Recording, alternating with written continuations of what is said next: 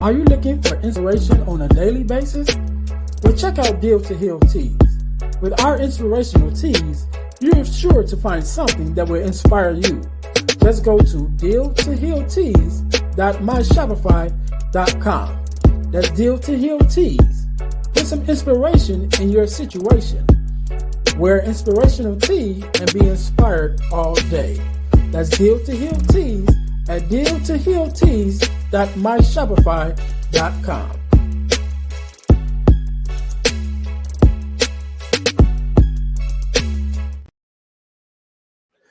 Hey guys, this is Ernest James, host of the Deal to Heal with E. James podcast, and I got a question to ask you.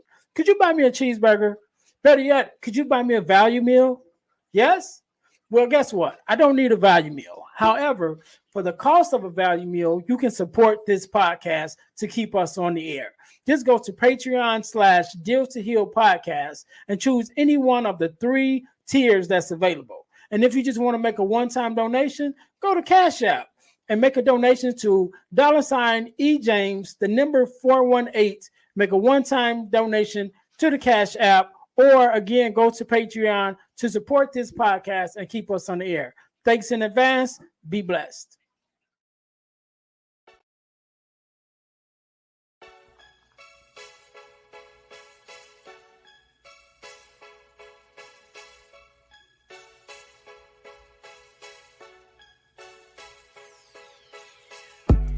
Welcome to Deal to Heal with E. James podcast. On this podcast, my guest and I will discuss topics and ways to help us to heal in every area of our lives. I believe that everyone can live a life that is happy, healthy, and whole. So I'm on a mission to help people to deal, heal, and fulfill. Deal with your problem, heal from the pain, and fulfill your purpose. Thanks for tuning in. Let's get to it. Welcome to the Deal to Heal with E. James podcast. I am your host, Ernest James, and I believe that everyone can and should live a life that is whole, healed, and healthy.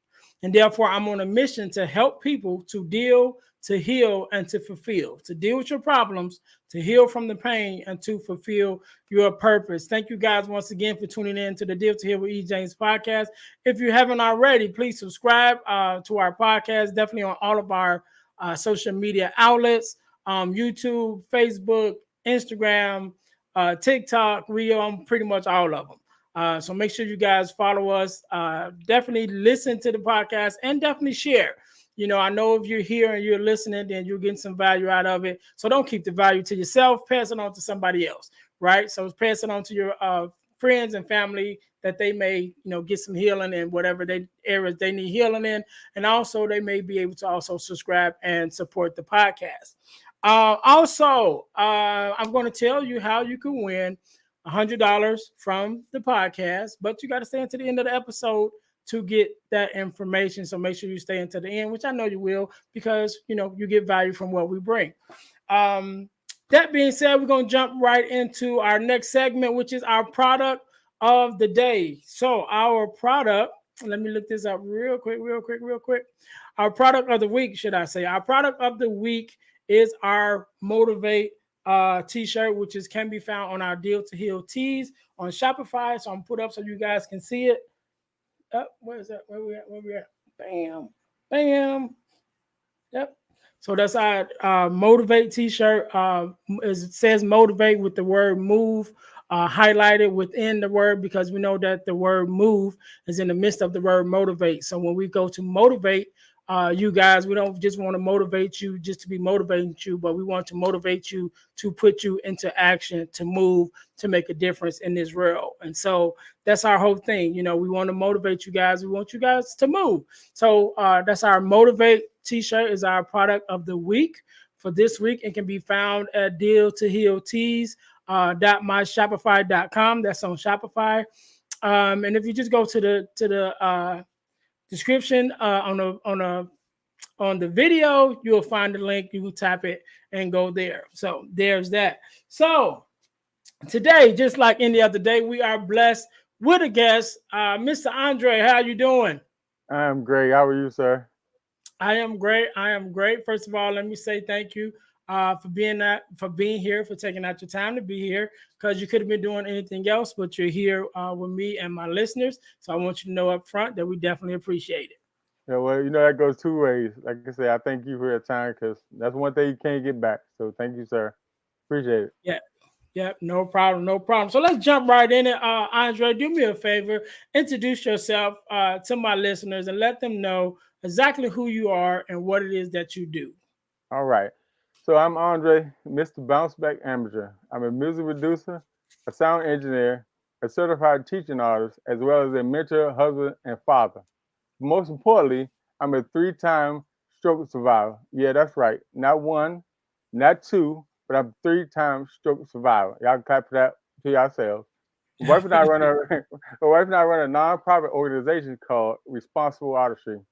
We invest into young scholars from age 5 to adults. We have been advocating for kids, parents, schools, communities for over the past 25 years. Also, I'm a first time published author and a first time best selling author of the book called The Impact of Influence, Volume 2. That's me in a nutshell. All right, all right, all right. So we gonna jump into a couple of things that you said. I definitely want to hear a little bit about um, the whole experience with the stroke and how that came about, and Absolutely. how you overcame that. Because I know that there are some, including some people in my family, that has dealt with strokes. You know what I mean? And so I definitely Okay. want to talk a little bit about that because I know there's some healing in that. To even just to keep going after something like that. But we're gonna get into that. We're gonna get into that. So do me a favor, Andre. Let's go back a little bit. Okay. Because I always say there's a journey before the journey, right? Absolutely. So there was a journey before, the addition of Andre that we see right now came Yes. to be. You know what I Yeah. mean? And then there was a story before that. Then there was a transition period to get us to where we are now. So tell us a little bit about the former Andre and the experiences that you went through to turn you into the gentleman that you are today. Okay. That's a loaded question. um, it starts back all the way back in the fifth grade. I was in the fifth Mhm. grade and I had a teacher that just poured into me. I mean, she just like, you're the best, you're gonna be great, you're awesome, just motivated me to, do my work. But I believe that she prepared me for my 10th grade teacher. Because my 10th grade teacher said something totally opposite. She's like, you ain't nothing, you ain't gonna be nothing. Why you here? You wasting time. Imagine if I didn't have that kickstand, so to speak, or that support beforehand.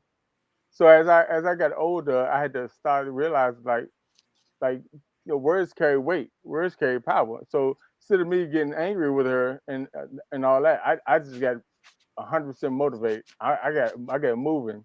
So I started doing cutting hair. So one day she saw me in the mall at the shops, and I didn't own the shop, but I didn't say I owned the shop. She looked at me with envy and hate, and it was like she was mad that I was just doing this. Like she looked at me to be somewhere else.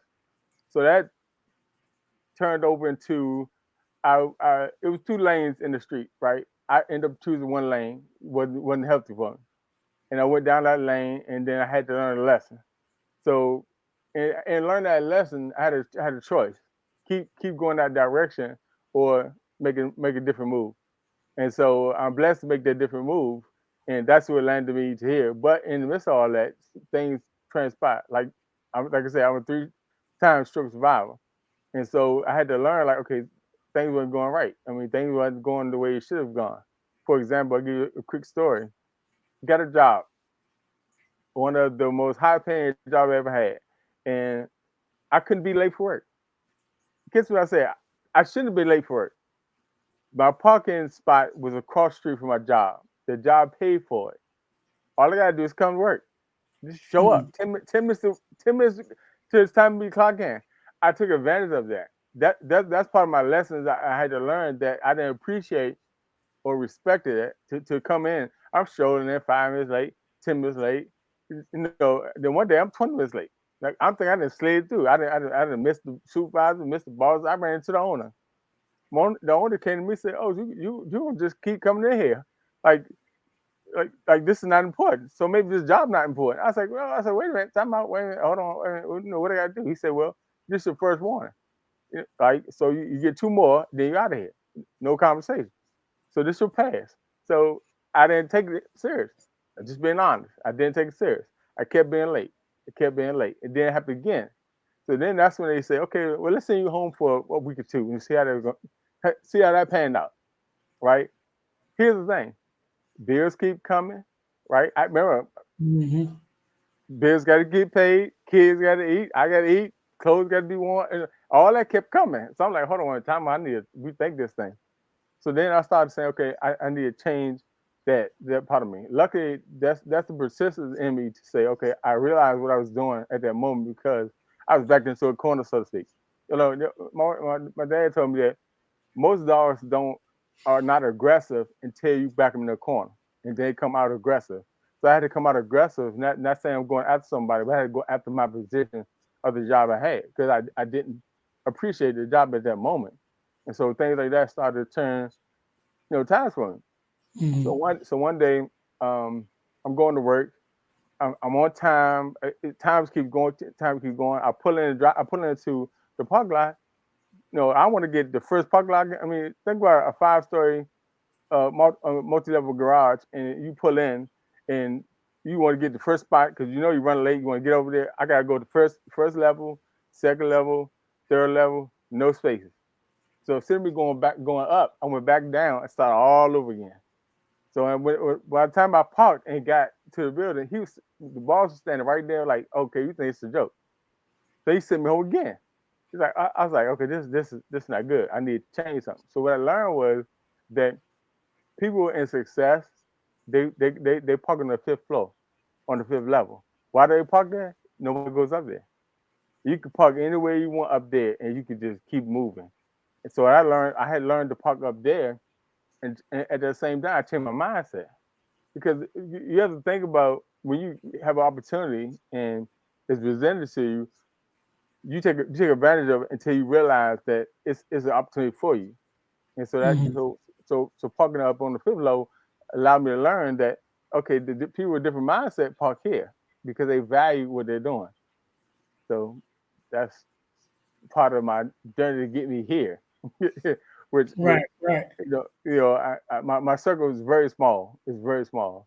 And doing that and learning the things along the way allowed me to appreciate those things in that way. Yeah, and I think that's really important that we learn to value the opportunities that we have. You know what I'm Right. saying? Because we don't always get the opportunities. Opportunities is our fruit are in between. Absolutely. And until you have learned to master your mindset, your Right. craft, your persistence. Once you get past that and you get in that groove, then Right. opportunities come a little bit more. But we got to get to that point first. But even Absolutely. in the midst of it, before it starts, we got to learn to appreciate the opportunity that we have and make the best of it. You know what I mean? Absolutely. And so I definitely agree with you with that. And going back to one of the things that you said, we're having that one teacher that poured into you, and then you even mentioned that was like 5th grade. Well, my incident that changed my life was 2nd grade. You know Wow. what I mean? So it goes back just the same, So when you said to go back, I'm like, hey, you know what I'm saying? And I think I appreciate, my whole deal as going back as young as I was because it gave me a fresh start at an early age. Right. So I was able, because my mindset changed and things changed for me, my focus changed. I was able to avoid a lot of stuff as I got older because it was like, nope, that on the line with where I'm trying to go. You know what I mean? Right. So I was able Absolutely. to avoid a lot of stuff, and some of my friends and family, because they didn't have no, life-changing experiences, you know what I mean? They just kind of went with the flow and got caught up in a lot of stuff, that they had a different mindset, they may not have got caught up in. So I definitely can understand how that happens in that transition. And I want to mention a little bit about the book. Because we have had two other gentlemen have been on the podcast that also was a part of the compilation that you talk about. Right. I've had Chip on Chip Okay. Baker has been on, and I've had Leonard Webb on. Right. Both guys who also was a part of that book. So I want to ask you, same thing I asked them, but I asked you too. What was your experience, with that whole situation of that coming together, and then just being a part of something like that, where there's this array of gentlemen, of men, you know what I mean, Okay. that's coming together and to share these stories to uplift one another. What Right. was that experience like for you? Um. Well, you'll notice I like telling stories. This is a funny one. Chip called me about. Well, he texted me about 6 in the morning and said, I got an opportunity for you. Before I could finish reading it, I was like, I'm in. So he called me like 7. He said hello, and he'll laugh at this. I said I'm in. I said you had me at hello. So him not laughing at that because I was like I'm ready. Let's go. Like not no now mind you, not knowing where this journey is going. I just want to be on it because Right. I'll be honest with you. As I was working on myself, I was like I want to be around men that the mindset different. You know what I mean? I want to be around like-minded, positive men. That things change. They see. Okay, I see where you at. I see where you're going. Okay, how do we get there? I'm not gonna write. I'm just using it as a metaphor. I'm not gonna write a check for you, and so you can cash it. What I'm gonna do is show you how you write your own check so you can cash it. Mm. So what happened was he brought that to the forefront. Interesting thing about that, I got a line where I said I didn't put it in a book. It says you have to be uncomfortable to be comfortable. I was so uncomfortable during this process. I mean, I was just like, I don't want to talk to nobody. I just want to go right in and see what that looks like. I mean, Chip laughed at me. I wrote like 5,000 words. He's like, I don't need that much. You got to break that down. I said, I said, you started it, so let's go. And the experience to get around men and we all just collabing, we all just feeding off each other. We all just lifting each other up while we're going through this process because this was like maybe 9 month process, maybe. Um, and so you start one way, and then once you are getting accustomed to this, or getting your rhythm, or in your frequency, then all of a sudden you're like, let's go. I want more of this. I want to do this more and more. And so I started doing that more and more to the point where, and I say this, I've known Chip maybe 4 years, 5 years prior to the book. So we never met. We only on the social media. Then all of a Mm. sudden, we did a book signing together. And I was stoked. I'm like, man, I mean, I understand that, or I always saying that when you have a CEO of a company, and I'm using that as a reference, and you don't talk to that CEO. Like Right. you get to the managers, the supervisors, but when you have the person who puts the project together, it says, I believe in you. I want to put you in this because I know you align with what we got going on. And then you have 18 other men in the same format. So I was like, let's go. I mean, I was with it. I mean, like I said, I started out rough, but as time kept going, I was like, I'm in my rhythm. Let's make it happen. Let's do it. So that's how it Mm. all came about. It came about simply with a phone call, a text, then a phone call. That's how I started. And Yeah. then Were you able to come together with the other authors also? Like, were you we all able to come together? Because I think, like you said, if it's 18 of y'all, I think that'd be kind of hard to try to get all of y'all in the same space at the same time. Yeah, to be honest, it is because everybody is not saying that they're not thinking about you, but they're in their own path, moving their own Yeah. way. But it was open to all of us come together and doing something. And what I mean by that is that we all had each other's contact. Like we all had each other's contact with the point where okay, when the time come, it'll happen. And I know that talking to Chip one day, he's like he wants to do that. He wants to find out how to put all of us in a room at one time. He said everybody had a powerful story to tell, but like you said, you have 18 men in 18 different locations with the same mindset going forward. It's gonna be kind of hard to put on. I mean, Zoom is like the best thing ever, but Right.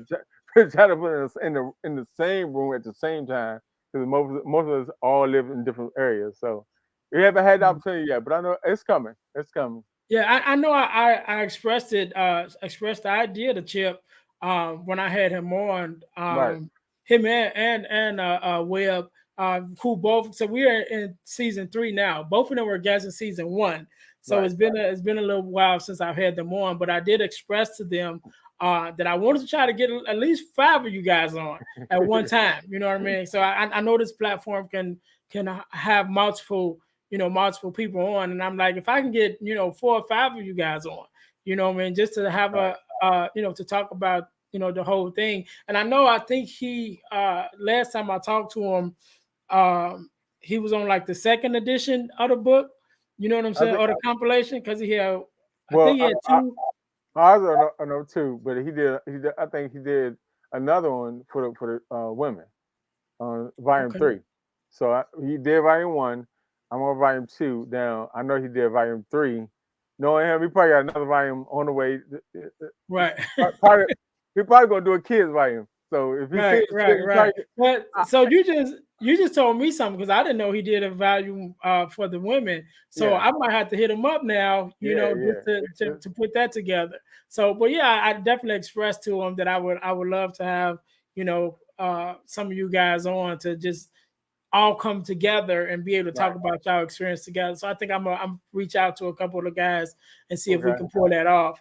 But I definitely appreciate that, man, and I love it.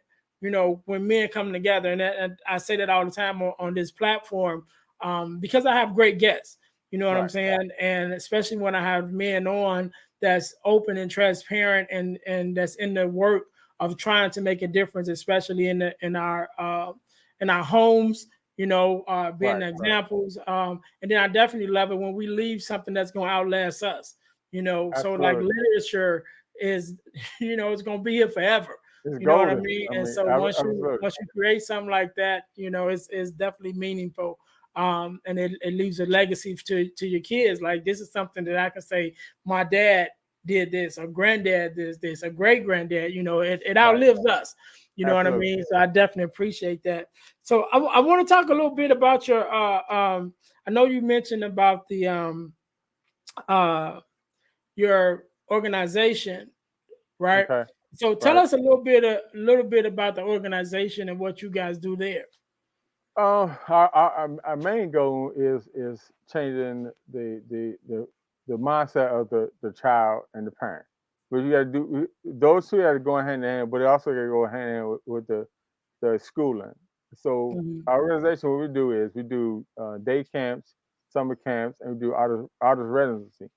And we do it with kids who want to come in and learn music, or sometimes we have kids where we teach them about speaking properly, about standing up properly, about even doing their work. For example, I had a child where he was a great reader, but he just didn't like to read. So I had to come with some different vocabulary for him.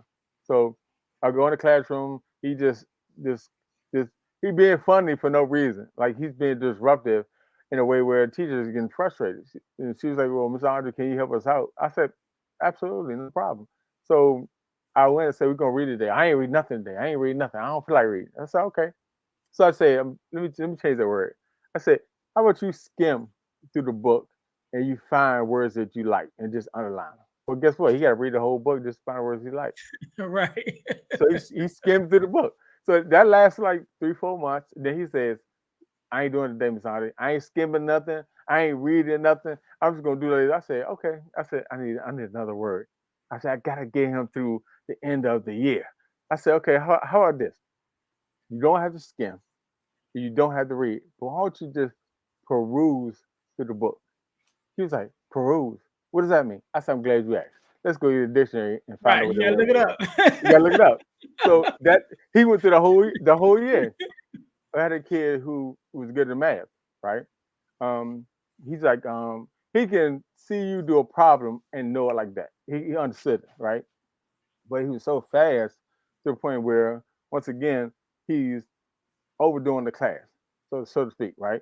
So Mhm. I'm sitting there saying to him, I said, "Have you ever played chess?" He said, "No, but I like checkers." I said, "Well, chess is like a upgrade to checkers, right?" He said, "Okay, what that means?" I said, "Okay. look at it like this. I said, chess is like geometry and algebra. He's like, what is that? I'm glad you asked. Let's go see what does that mean? What does that look like? I said, you can do a math problem with chess. He said, how? I said, just by moving certain pieces. So now he's intrigued to do math work, but he's doing it through chess. So I did that through him. And all of a sudden he started, he, he, he, he played chess. I had some kids I've been doing chess with probably 5 years. He was been beating them like they sitting still. Because once again, he understood the concept, right? So my wife and I have this phrase we call simplicity is the key to our genius. We just simplify everything. That's it. We just simplify it so they can move. So that's our organization. We go into the schools, we get with kids or maybe the teachers or principal might say this kid or these kids or this class may have this. Some schools allow us to go into the classroom and just go out throughout the day. Well, teachers can't stop and pause every time there's an interruption with a child unless they have to. So we just pull some of those kids out, or we find ones who love music. I mean, most kids love music. They don't realize they're learning in the process. Like I'm doing reading with them, or doing math with them. I'm teaching them how to speak in front of people, how to stand up straight, how to talk, and I have a thing called it's called listen, think, answer. So they have to listen to the question, think about it, and then answer. So this simple, like I said, we just simplify everything we do with them, and that's responsible artistry. And the title it tells you a lot. Responsible artistry. We're taking our art and being responsible. Yeah, I like that. I like that. What was the quote again? You said simplicity Simplicity is the key to our genius. to our genius. Okay, Yeah, yeah, I like that. I like that. I like that. Man, yeah, so so I heard you mention your wife, right, and also I know I asked you before we started. As far as your children, and you mentioned about your sons. So I want to ask you a question. Even in the midst of it, and I'm very glad when I heard you say that you and your wife work together. So I right, think that's amazing. You know thank what I you. mean? So because a lot of times, it's either one or the other. One That's has correct. the passion, the other one not necessarily have the passion. Definitely supportive, you know what I'm Right, saying, but not don't have the same passion. But when you're right, able to come together and you both have the same passion to be able to put into a work to do, I think that's amazing.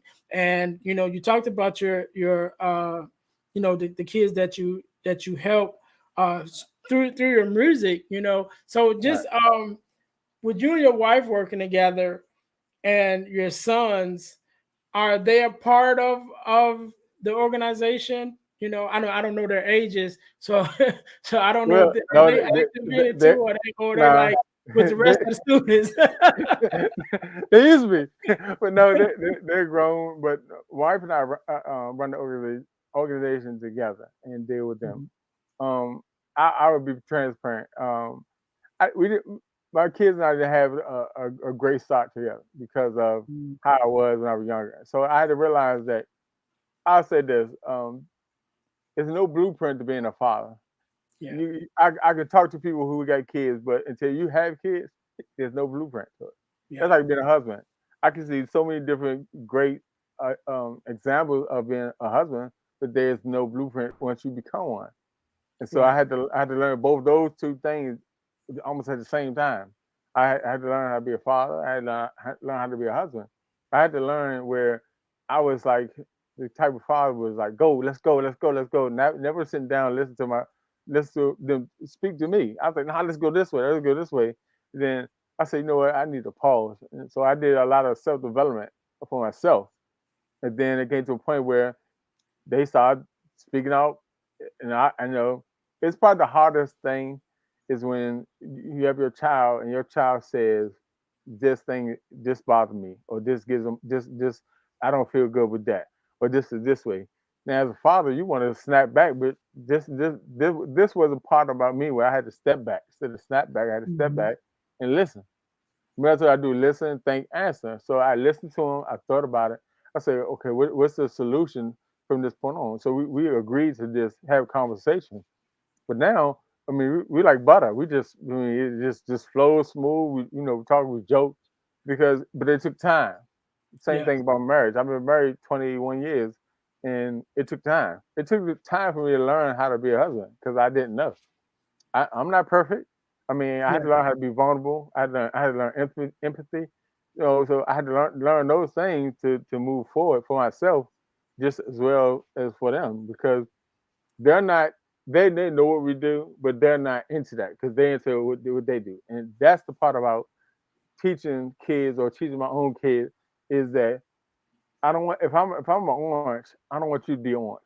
If you're a banana, then I want you to be that banana. But I want you to be the best, shaped ripe banana you can be. I mean, if that's your lane. I say this thing called you can be in the right car but in the wrong lane, right? Mhm. So a lot of people are in the right car but they're in the wrong lane, and so that means their kids follow them down that same lane because you're not saying be who you are. We all are individuals with our own personal gifts and goals. Yeah, yeah. I definitely want to touch on something you said because you talked about um having some personal development yourself, Right. and I think that's important for everybody. And the younger we are when we start, the further we can get. Absolutely. I've had my own journey with getting into personal development, but it was more recent. I'm 46. I probably started, a couple years ago, maybe 3 years Right. ago. My journey, and I've learned so much about myself. I learned so much about how I process things, and not only how I process, but how I interact with other people, and how that impacts them. Right. That had I learned some of these things earlier, I think about even with the work I'm doing now, how much of a difference it would have made in me, but how much of a difference it would have made into the lives of the people that I touch. Had I been just a little more familiar with my own self personally, And so I'm glad that, you talked about the personal development. I think that's important for all of us. Okay. Another thing that you said that I definitely agree with is as a father, it is hard sometimes to hear your kid's voice, especially when that voice might be saying something that you really don't want to hear. Yeah. I remember having a conversation with my youngest son, and who's my daughter is the baby now, and she's 19. She's gonna be 20. So I don't have no babies. You know what Right. I'm saying? Right. But I remember having a conversation with him, and he was saying that one of the things that he didn't like was that I didn't give them a chance to grow up. Right. Because I was so, which is as a dad, like you said, there's no blueprint, so Right. you do what's Right. in what you feel is in the best interest, and so for my boys, I was not necessarily hard. I don't think I was hard, but that's it depends on who you ask. You Right. know what I mean? But I was a stickler on responsibility and doing what you're supposed to do. And so that's what he meant by not having a chance to grow up, as far as having to take on responsibility so early. Right. And unfortunate for him, when he was getting of age, where I would usually have spent more time with him, me and his mom was kind of going through our go through. And so Right. that took a lot of my focus. With Right. his older brothers, everything was cool. And so I could focus on them, and so Absolutely. I had to apologize to him for, just not giving him the attention that he needed at that time. Still turned out a great young man, but just as a father, to be able to, hear your kids out, number one, and Right. then if you wrong, you wrong, but be willing to accept that, okay, I don't know it all, you know what I mean? And Right. I can apologize for what I don't know, which definitely with our boys is something that they got to be able to do. They got to be able to see that vulnerability. They got to be able to have that, moving forward, so they don't try to go forward with this false narrative of I'm always right, Right. because Right. I'm the man, so I'm always right, and what I says goes. No, there's some balance in that, and you got to be able to process that. So Absolutely. yeah. It, So I just, that was just one of the things that stood out to me that I like that you said. So One more thing I want to talk about before we get out of here. You mentioned about being a three-time stroke survivor, and I Right. just want to hit on that a little bit. Because like I said, that I have had people in my family, loved ones who have head strokes and may not have bounced back, you know, to their former self. I mean, you're never your former self, but then there's a not probably not bounce back as much as they wanted would like to have. Let's Right. just say it that way. And then definitely with you being Mr. Bounce Back, so you've been able to get this thing to a point where you're able to function, what I'm saying, and still get things done on a high level. Definitely still running this organization with your wife. So tell us just a little bit about that, because I personally, just to be honest, I don't know a lot about the causes. Definitely we see the effects afterwards sometime, depending on how well the person rehabs. You know what I'm saying? Right. So just tell me just a little bit about your experience, and then some of the uh, mechanisms or coping mechanisms that you maybe use to bounce back, that may be helpful for somebody that's listening. Okay. So one of the things where I'll say it, I'll start like this. I had the worst type of high blood pressure there is. It's called ligament hypertension. Ligament hypertension, and if I'm hyper by nature, so how Mhm. bad can that be? Now I'm hyper now because I'm trying to relax. I'll be honest, my wife is like, baby, calm down, because I'm hyper by nature. So being hyper by nature and not knowing that. So when I had the first stroke, it wasn't noticeable as the second two, but the second one hit me harder physically than the first one. The third one hit me harder mentally than the second one. So imagine going through those things, or imagine you start your day as a normal individual, like you were the day before, and then in midday your day just stops. It just you run into a straight brick wall, not physically but mentally to a brick wall. And you're like, what no, what happened here? And then I'll fast forward right quick. It took 14 years later for somebody to say, here's what caused it. Hmm. Here's what caused it. Now, mind you, and I'm just being honest, no doctor within that time frame told me what caused it. They just said you had hypertension, you had a blood clot, this caused a stroke, right? And 9 out of 10, that's what causes a stroke when you have a blood clot, right? But when I got to my 14th year in my last stroke, I had a doctor actually sit down with me and draw out what caused the problem. Here's how you solve that problem, right? So I was already eating. I When my second stroke, I was eating okay, not as good as I should have been. My third stroke, I became vegan. Right, I learned how to eat different things. I learned. My body kept telling me, "Don't touch that. Don't do this. Don't do that." And I started to learn. So, how you eat something like, "Oh, I'm good," then you not be good. Then you say, "Am I? What happened?" Then you eat it again. So now you realize, like, okay, don't eat that. So no, I Yeah. don't. I don't eat no. A lot of things I don't eat. I mean, my I get joked a lot. I say, man, you're just like a deer. All you eat is vegetables and fruit. I said, well, guess what? A gorilla eats vegetables and fruit too. Right. And Right. I said, let me mind. I'm not saying we'll do this to you, but a gorilla is 10 times stronger than a human being. That's all Right. they eat, right? So apparently they eating healthy. But self care is vital to your family members, to anybody who listens. If you're going through that, you have to change your diet, physically, mentally. Have to change that, right? Even spiritually, you have to change those certain things about how you maneuver. My wife and I have a thing we do.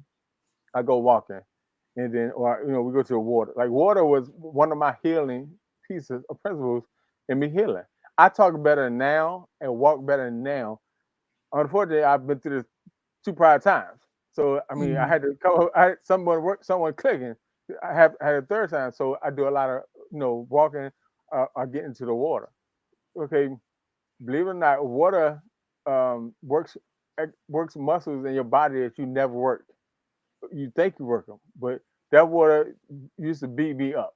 I mean, remember I said I'm hyper by nature. I would finish water, go home, be asleep for 30, 20, like about 2 or 3 hours. And my wife was like, "What's wrong?" I said, "Water just beat me up." I mean, walking in it, bending in it. I did stuff like that. I walked in it, I bent in it, I stretched, and those things started working. I started saying, okay. Then also I eat different, right? The biggest part about all this, my wife is my backbone. She's my support because she kept pushing me and saying, "Okay, let's go, get up." And trust me, I was fighting all the way walking out the door. She was like, "Ah, let's go." I'm like, I don't feel like it because we're going through it, through the mental aspect of it. I was really messed up. I mean, they had me on in my opinion, they had me on too many drugs that I'm not used to. My body was fighting it. Then, like I told you, the third one was mental. It's more mental, and that really messed me up a lot. Like to the point where I started asking questions, and it's okay to ask the question to your doctor. What's that for? Why I need to take that? What's side effects? Okay, what's the most side effects? And tell me ones that are not as much, because the ones that are not as much are actually the ones that are the worst. So I started asking questions, and so I started rejecting things they were doing. I came out and I was taking 12 different medications. I was like a zombie.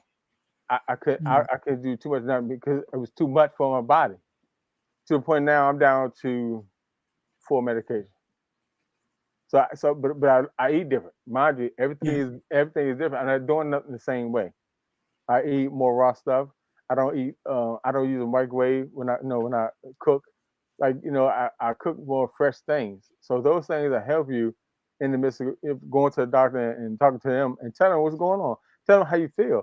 I mean, there's nothing wrong for you going in and asking questions because remember, you paying them to take care of you. So why do you say because they're the doctor, they know what's best for your body? You know what's best for your body. Mhm. You know what you need to do to help yourself. Is it a hard journey? Absolutely. Is it easy? No, it's not. You got to have the willpower to get in there and do it. I mean, support system would definitely be a big part of that. That's definitely was a major part of what I was doing. But it's an uphill battle. I mean, I always tell people like this: when you was a baby, you didn't know how to walk, talk, use the bathroom, wash yourself when you first came out. You had to learn those things. The same thing as a stroke. You had to learn those functions all over again. But just an adult or however Yeah. you had it. You know what I mean? My mom died from a major stroke. I mean, it just knocked her down. And I was like, okay, I need to make sure I keep, changing what I do as much as I can. So, like I say, change your diet, exercise, and make sure you ask those questions to your doctor or doctors when it comes to you and yourself. Like notice, try to watch what you're eating. That's the first step, and seeing what doesn't agree with you. Just because it Yeah. tastes good, don't mean I agree with you. Don't mean it's Right. good. Right. Don't mean it's good for you. I like listen. I like tomatoes and I like pineapples, but they just don't like me. So Right. I had to change that. So, but yeah, I mean, the best advice is to watch what you're eating and exercise daily. And once you see your body and how it's doing, then change those things. If you're taking medication, see what it's doing to yourself, like for your moods, your mental, everything, all that plays a part. I mean, you are responsible for yourself more than anyone else. Look at it Right. like that. Like, to be honest. Yeah. I can talk about that all day long, but Right. I Well, just I got one more question. I got good, one more good, question. good. I got one more question. So one of the things that are we haven't necessarily talked about, Okay, but we've talked about is the patience, the persistence, and the prayer that's okay, needed to definitely get through, the stroke aspect of it, but then yeah, just in your end life period, as you go forward. So I want you to speak on that, real quick, and just how important that is, to all of us, but then okay, how much has it made a difference just in your life, okay. putting those things into action. Good one. That's a good one. So that title became out because the patience I didn't have, the persistence I wasn't doing, and the prayers I didn't take full advantage of. So let me start right there. with the patience was this. I had a family, and it's in the book. I have a family relative who was teaching me the structure of doing business and teaching me how to function in doing that on a high level. I thought they would teaching me to be a flunky. Go do this. Go do this. Go do this. So I was like, I don't have the patience for that. I'm not gonna do that. And then I started learning to see where once he started was doing that with me, I said, oh, this is what he's doing. So it started to be instilled into me. So when I started telling people, meet me over here, or meet me over there, and you roll in 5, 10 minutes later, I'm like, okay, you messing with my time now. Like I need to hold on, time out, balls. Like no, don't do that. Like you said, be here 10 minutes prior to tell. I was here like 13 minutes prior to tell because I honor that time. I honor, I value that. The persistence part, that's action, right? You take action and you follow through with it. And this is in the book as well. I used to go start it, but I had a hard time finishing it. Not because I didn't want to, because my focus wasn't on as it should be. I'm not perfect. It's every day is not a good day, but I treat every day as the best day ever because I don't know when it's gonna be my last day. So that's my persistence. The prayer I learned from a older gentleman. He's a pastor. He taught me that he said one of his main thing was never forget about God. He said, I don't care what level you about to go to, never forget about God. Always remember that. So I make sure that I pray before I hit the bed. I pray when I get up. Sometimes I pray during the daytime because like if as human beings, we don't really realize how lucky we really are. Like really. Like like you just move on like you have all the time in the world, but you really don't. Like I just heard somebody say you're not gonna live past 200. Some people don't even get to 100 these days. Right. Some of, I mean, we just saw a lot of people just pass away in this last year or two dealing with COVID and taking COVID for a joke, right? I mean, you have to build yourself within before you do something without. Right? Once you get out there, then you have to teach that to somebody else. That prayer part of it is really helped me push me through.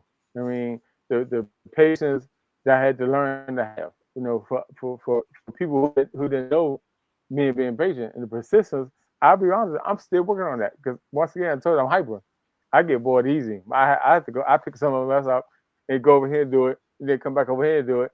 To me, it looks like, oh, that's great, but it's not because if I'm doing that same thing, it can be 4 hours later and still not completed. So I had to learn how to, manage my time to be able to do that. So I think all those things are something you work on every day. Every day of your life, you got to work on all those things because something is going to change within that moment. So. Yeah. Man, Mr. Andre, I definitely appreciate you being here, man. I definitely Absolutely. appreciate you sharing your story with us and your wisdom. I want you to leave us with, a word of inspiration, Okay. motivation, whatever, however you feel. I want you to do that and definitely give us your the information on your organization, how we can find out more, the website and your social media handles. So I'll give you a second to think about that. To my listeners, I told you guys that I was going to tell you how you can win $100 from the podcast. And so you can win $100 from the podcast by entering our super subscriber contest. So what does that mean? That means you must subscribe to our YouTube channel, to our Facebook page, and to our podcast on Spotify, which don't cost you nothing to subscribe to any of those. So after you've subscribed, you would text the word WIN, WIN, to the number 866-326-0730. That's 866-326-0730 in order to qualify to win $100 from the podcast. The contest is ongoing, so it never stops. And the contest is random, so at any time I can pull a name, and then that you will be the winner for that time. So in order to win $100 from the podcast, you got to enter our super subscriber contest. And again, that's just very simple. Subscribe to the YouTube channel, Facebook page, and Spotify podcast. Then text the word WIN, WIN, to the number 866-326-0730. 0 to qualify to win. Mr. Andre, again, let me say thank you very much for being on. Thank you for taking out time from your family to spend with me and my family. I definitely appreciate it. So I'll let you have the last word. So the floor is yours. All right. Thank you. I'm gonna keep saying thank you because like I said, time you can't get that back. So thank you for that. So for our organization is responsibleartistry.org. So it's RESPONSIBLEARTISTRY.org. For myself, it's Andre, like you see on the screen, Amiger.com. And you'll find me on all platforms going that way. Find our organization going that way. So I would say this. All right. So last thing I would say is something I just started doing because I'll tell you. I'll say it first and I'll tell you why. Brother Ernest, man, I love you, man, because you exist. Because like we need to show that love back to each other because it has to be done. Why does it have to be done? It's hard for a man, let's say a black man, let's be real specific. It's hard for a black man to go to another black man that he don't know, he's never met, and tell him that he loves him because he exists. He's proud of him to keep moving. But it's easier for us to kill somebody who look just like us like that.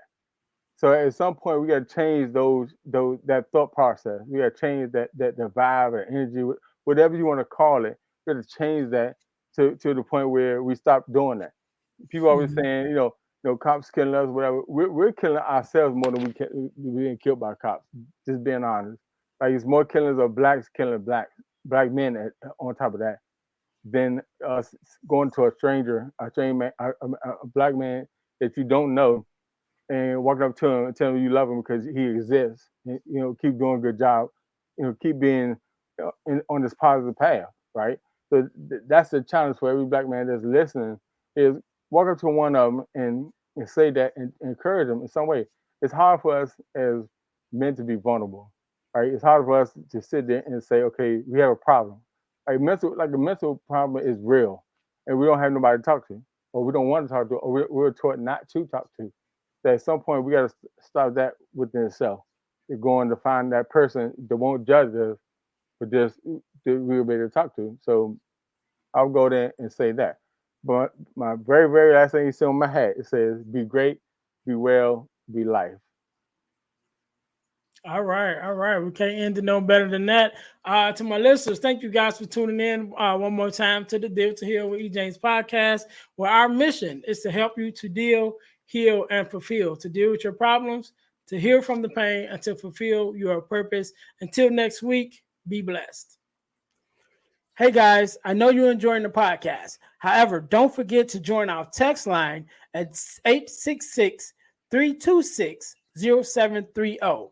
That's 866-326-0730 in order to receive text messages with new events and things that is going on and new episodes as they release. All right, see you in a minute. Thanks for listening to the Deal to Heal with E. James podcast. Remember to listen, like, subscribe, and share. This episode has been brought to you by Deal to Heal Teas. Put some inspiration in your situation. Wear an inspirational tee and be inspired all day. Let's go to dealtohealteas.myshopify.com. Remember, our mission is to help you to deal, heal, and fulfill. Deal with your problem, heal from the pain, and fulfill your purpose. Thanks for listening.